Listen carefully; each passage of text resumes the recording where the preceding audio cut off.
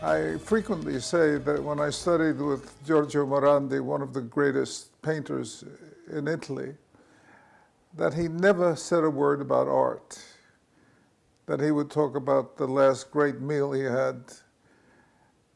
But what I learned from him was an attitude towards life and how important work was and how committed you had to be to accomplish anything.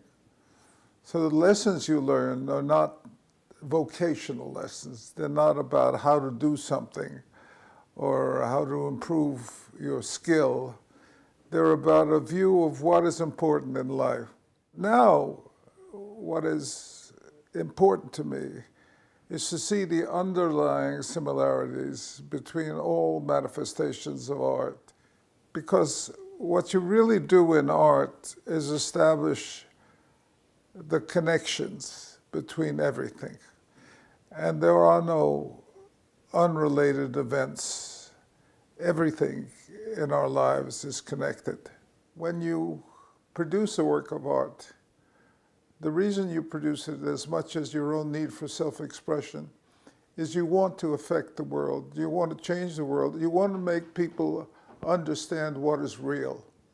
That is a high purpose, and it's very different from advertising purpose, whose objective is to make money and to persuade people to buy things that they may not necessarily need. We must distinguish between persuasion and advertising and design and art. They are not the same.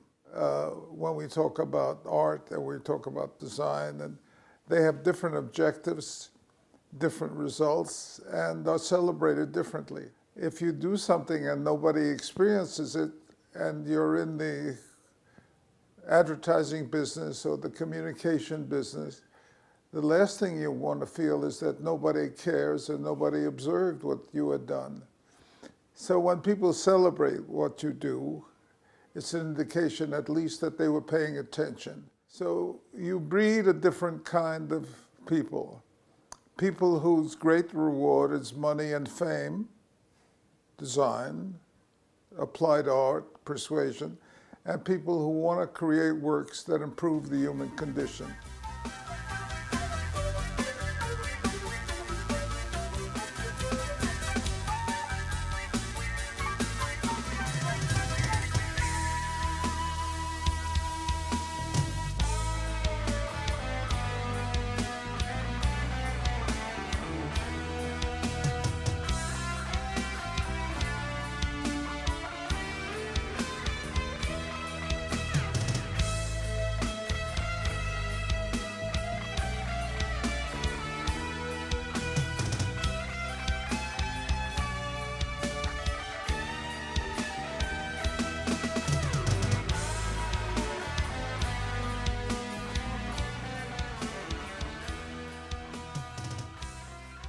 Posters are limited by their physicality, by the fact that they're made out of paper and ink, and they exist in space, and they are not electronic, and they're cheap.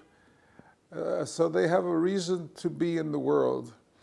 They also affect people profoundly, as I said then, that it is a great mystery why a single image by a single hand on a single piece of paper with primitive materials and no electronics or no other means than the human mind can be so transformative. What we learn is that the right image at the right time has enormous strength and persuasion, and no technical change can change the artistic or the insightful part of what a poster can change. But that requires a certain sense of form and a certain understanding of how you communicate. You discover that temperament, that whether somebody has a good temper or a bad temper, whether somebody is persistent or lazy, or those characteristics of human understanding are more important than any talent or skill.